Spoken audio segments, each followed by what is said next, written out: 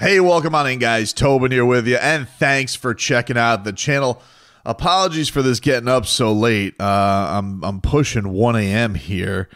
It was a treacherous drive back from the Kaseya Center, which, you know, was only the second worst part of the night when you consider how bad that third quarter was to ruin Pat Riley night. Man. Just a turd performance. Not only just turd quarter, but just what a embarrassing performance to put forth on a night you're honoring the architect of your culture, your franchise. You have, you know, legends in the building. Dwayne Wade is there, and you know, to come out, the thing that's disappointing about it is, okay, the Magic are a good team.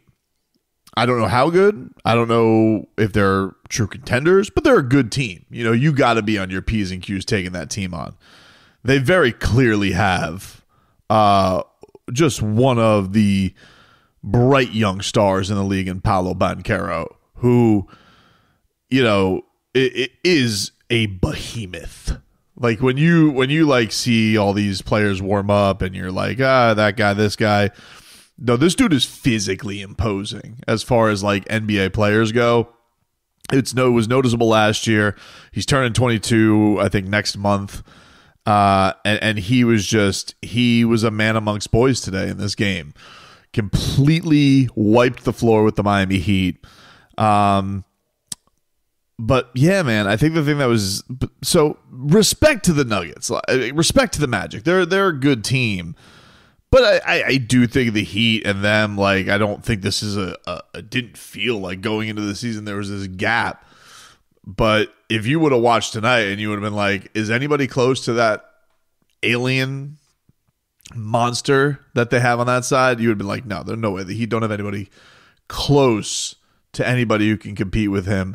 And especially the way things went in that third quarter, just being so demoralizing with how the Miami Heat really felt like they rolled over. And that was after the night hit peak Goosey's with the Pat Riley speech. Because the first half was a little bit back and forth. It was a little bit weird. A lot of foul calls. The officials were being, you know, they wanted everybody to notice them today, so they were calling a lot of stuff both ways. And it was a weird game for Orlando because they lost Jalen Suggs fairly early in this game. Like, they lost him like 5 minutes into this game. Jalen Suggs had 3 fouls on him, so he was basically done for the half. And, you know, so that definitely took away one of their defensive staples. And it's not like Miami ran away with it, but it was one of those where, like, all right, let's see if things can kind of get loose here. Let's see if we can get to a minute here where, you know, Miami gets going a little bit. And I think one of the things that was cool is you had Nikola Jovic, probably the bright spot of the game. There was 2 for the Heat that you could really hold on to, and one of them was the start that Nikola Jovic got off to. Because I think he started 4 for 4 in this game, and you know, just was like killing it. He was hitting threes, he was rocking to the rim, he was getting putbacks. He looked really, really great. And then, you know, he just went ice cold the rest of the game. You know, just couldn't hit water if he fell out of a boat. Much like the rest of the Miami Heat team. Tyler Hero. You know, and the other part of that was Tyler. His big highlight of the night was actually on an assist. Him and Jimmy kind of had a give and go on the fast break, and you were just like, yeah, I think it was Anthony Chang who tweeted out, Miami went up 47-43 on definitely their highlight reel play of the night, where Tyler and Jimmy link up. Tyler throws the alley-oop, 2 Jimmy buckets, building's on fire. Miami actually looks like it could get a fast break going. Last year, this was such a crippling thing for them.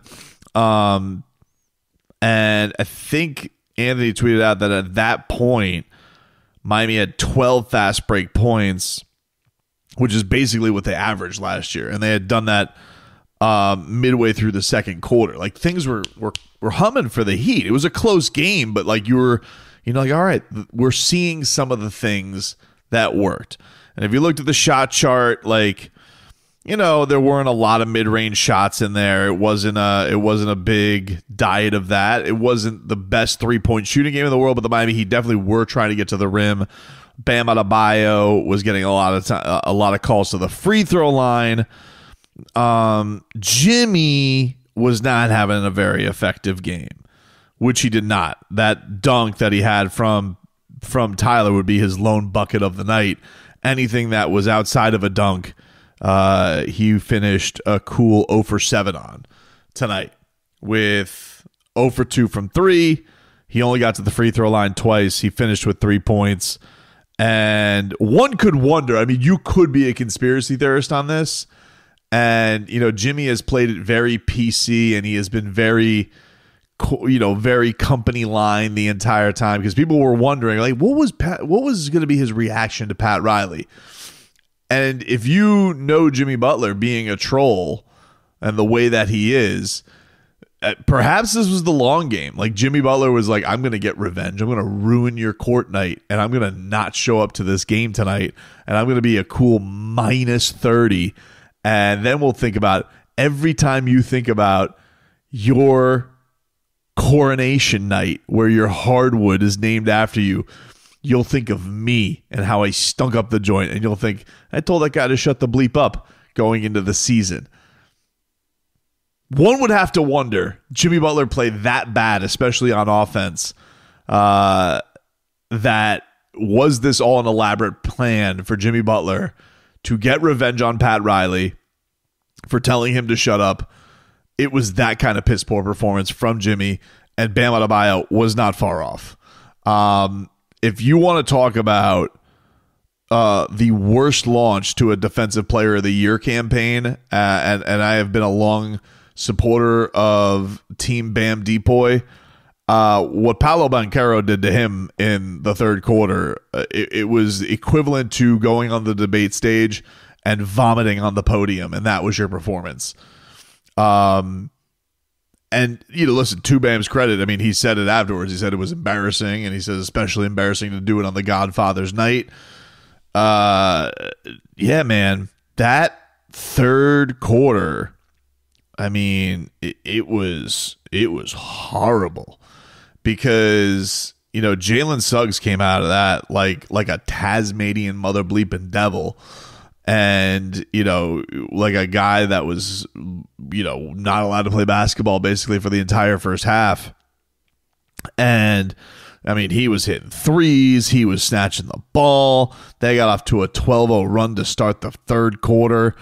I mean, it was crazy. There was one where Nico got to Jimmy like right under the rim, and like he's just missing bunnies. And on the other end, they're just taking it and they're never missing. And it just the lead ballooned up. Jalen Suggs got Jovic in the air, picked up his fourth foul, I believe. And Jalen Suggs like really did the most disrespectful thing by the end of this, because when it wasn't Paolo Banchero flossing his teeth with anybody on the Miami Heat, Bam Adebayo, Jimmy Butler, Nikola Jovic, if any of the guards would dare be near him. But when he wasn't flossing with Miami Heat, Jalen Suggs was just hitting everything. They even took a three away. I mean, I don't, they did the old Max Strus on him.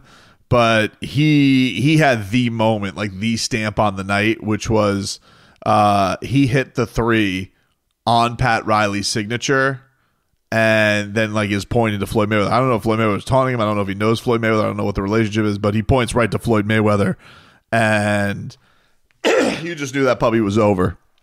That puppy was over. So, look. I don't know where you want the great evaluation to be. Eric Spoelstra said after the game that he didn't think the effort was there defensively. This was a team that was stealing the ball like crazy in the preseason. And I guess this is why I am Wild Heat Coyote, but I'm also just Wild Miami Sports Coyote because I can't buy into preseasons anymore. I am as guilty of this with anybody. I swear to God, guys, I'm not doing this to like string you along. Like I'm just like I'm going to these games. I'm genuinely excited about what I'm seeing. I'm feeling the vibes of the team. I'm like, I think it feels like there's something different. I'm not like out here actively bullshit the fan base. You guys know. I think you know my enthusiasm is genuine. I'm not trying to feign this persona or anything like that. Like I really was going into this being like, oh man, I think they are going to genuinely try. And then like it feels like it just got stone cold stunnered in half of a quarter. Not even a whole third quarter. It was like half of a quarter. There was one point where in the fourth quarter, Spo, for whatever reason, felt the need to put Jimmy, Bam, and Tyler back on the checkout scores table. I don't know if that was for him to like rub it in their noses and then like he called timeout and then put the rookies in. But yeah, you want to talk about building up this enthusiasm for a team that everybody in the fan base rightfully had questions of, but you're talking yourself into all these things of like, oh, well, if Bam shoots more threes, if Tyler's at the rim more, if Terry's a little more efficient, if Jimmy Butler really gives a bleep during the regular season, if Nico can fit in, blah, blah, blah, blah, blah.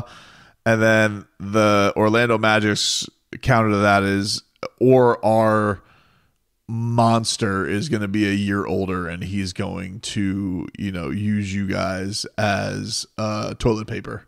He's just going to wipe the floor with you. That's how that's going to go. Yeah, I mean, like, that third quarter was so anti everything they had been doing. And, Spo gave a lot of credit to Orlando being a top 5 defense in his words. Who knows what the ceiling is on Banchero and what he's going to be. But also, nobody really took it by the balls and was like, I'm going to answer back for this shot for shot. Like your 2 stars were no-shows. I know Bam got to the line a bunch. He did get to the line a bunch, so he was aggressively trying. But, like, I didn't feel like at any point of those games, there was a lot of, like, second, third fouls on Bam, like after a couple of misses. And, I didn't feel like there was at any point I was like, oh, Bam Adebayo is taking this game over. Jimmy Butler, forget about it. I mean, like, the guy couldn't hit water if he fell out of a boat. The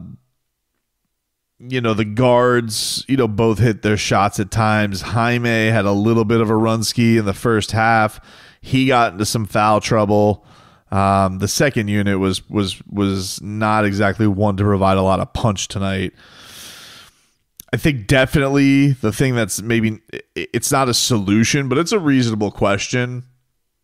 And by no means am I making this game this man's fault, because it's not. Because Thomas Bryant, he honestly had cooler buckets today than Bam did. He had a 3. He had like a cool spin move. So this isn't an indictment on Thomas Bryant, but and I should mention Kevin Love. They got the word before the game. He was out of the game for personal reasons. Alec Burks did not play in this game. Excuse me. But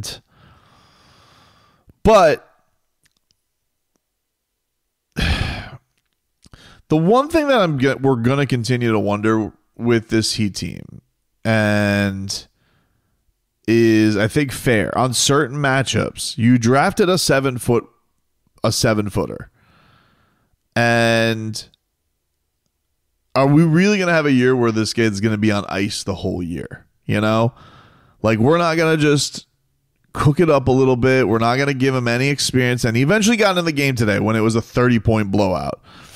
And I walked down. I didn't see Kalel. Did Kalel score his first basket today? He did not. He was scoreless. Pella did get a bucket. But I just don't understand it, man. I don't know. He's not a 19, he's not a 19-year-old. He's not he's not a kid. And I just think that this trend of always like having to have the red shirt year, especially for the bigs, I don't know. Like, if you're going to get that effort from everybody else, how much worse could it be? Like, if that's what you're going to get from everybody else defensively, how much worse could it be to give your first round pick playing time? He's not 19. He's 20, going to be 21. I think is he already 21? Kalel, where? Regardless, 20, 21. It's not a baby. And I don't know. Small potatoes. We'll talk about that on another element to this as we lead up. The Heat are off until Saturday when they take on the Charlotte Hornets on the road. But yeah, it was a very, very disappointing effort, especially in that third quarter. So that sucked. On the bright side of things, the Pat Riley ceremony, top notch, no surprise. He'd always nail that stuff. D Wade was there. D Wade sat right next to the Heat bench. Don't blame him. Snuck out by the time the fourth quarter got around. Who wants to sit around and watch that? If you're D Wade, he has a statue day coming up. There was some cool moments. I was watching a lot of the interactions with D Wade. UD was there. He was sitting with Mickey. Goran was also sitting there. Jamal Mashburn, Norris Cole was there. Darrell Wright, Keith Askins. Yeah, man, it was a who's who showed up today for the Heat. Mike Miller was there. Mike Miller's also Paolo Banchero's agent, so he certainly left today probably like having giant dollar signs in his eyes. Good for Mike Miller. So, but my favorite part of the Pat Riley thing, honestly, to be honest with you, because I don't know if it's my age, I don't know what. Honestly, the thing that was the coolest to me was him talking to his wife. I thought it was the sweetest thing ever. Him and Chris Riley have been in this thing together forever. They've gone from coast to coast. He used the term with her, we're 50-year vow keepers. And he said, we've been to LA, we've been to New York, but Miami is family. It just got me in my feeling, just like it got you right here. And they had like the split screen up of him and Chris Riley there, and his kids are there, his grandkids are there. A supremely awesome moment. It was such a brilliant job by the Arisons. It's a shame that the Miami Heat players gave forth that effort afterwards, because and this was kicked around a lot it felt very much like 06-07 ring night, where they got absolutely stomped on by Chicago. They did not have a Celtics performance of record number of threes the night they got their rings. They just absolutely obliterated them. And I don't know, like if it was a long halftime, but it wasn't like, I don't know. I actually thought I thought it was pretty efficient. I didn't think this was like one of those that like dragged on and on and on. I thought Alonzo Mourning was pretty succinct. They gave Pat Riley mostly the floor. And I don't know. I don't know what to do with that. I can't blame this on the length of a halftime ceremony. Just a tough performance, man. A tough performance. Terry Rozier told me afterwards in the locker room, he said that he's going to sleep with his basketball. What was his final numbers? I didn't even look. What did Terry finish with? Terry finished the night 5 of 15, 2 of 7 from 3, 19 points, leading scorer for Miami. Nico finished with 15 points. He was 7 of 15. Did he have like some fourth quarter buckets I didn't say or something? Because I remember at one point he was like, after he started 4 for 4, I think he was like 0 for his next 6. Man,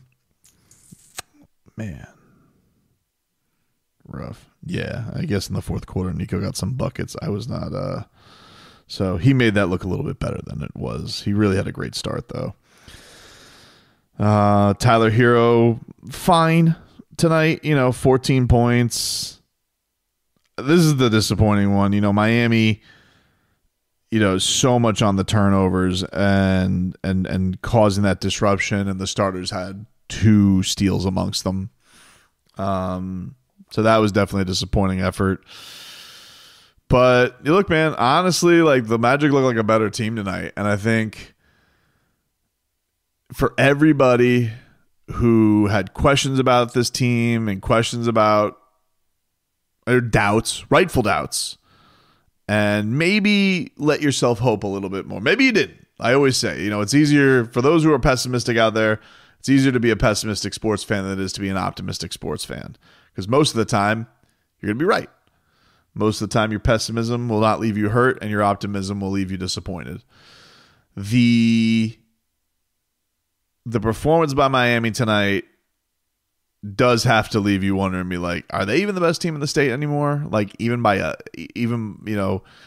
Paolo Banchero leaps and bounds the best player in the state of Florida and the division? Because it looked like it tonight. I'm not ready to call that fight. I'm not ready to call that race. I still think, Bam and Jimmy obviously have the credentials, but Jimmy's looking old. That tonight did not dispel any of those rumors at all. And yeah, frankly, Bam just got his ass kicked tonight. He did. He got his ass kicked by Paolo tonight. It was not and then it wasn't particularly close. No, it's a team sport, but they're your stars. It's a star game. Everybody knows it. They're the max contract guys. They're the faces of the franchise. And tonight they gave you a combined 2 for 13 with both of them minus 20 on the night. Both 0 for 4 from downtown for your new downtown shooting superstars. Yeah, rough one. Rough watch. I think they should all write handwritten apologies to Pat Riley and run sprints for him, because that was bullshit. Flat out. Pat Riley came in there. He delivered goosies on top of goosies, and you all went out there and put on a flaccid, gooseless performance in the third quarter to ruin that night. So thanks, guys. What a start to the season.